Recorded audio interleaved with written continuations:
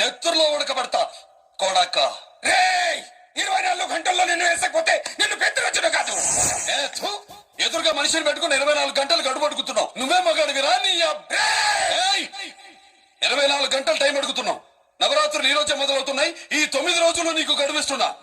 ఈ 9 రోజులు ఎన్ని అవతారాలు ఎత్తుతావో ఎత్తు.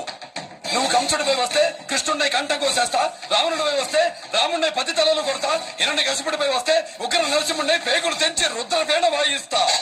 ఈలోగా నా వాళ్ళ మీద నీ కంటి చూపు కాదు కదా, కంటి పాప నీడబడిన నీ అబ్బ నరకడం మొదలు పెడితే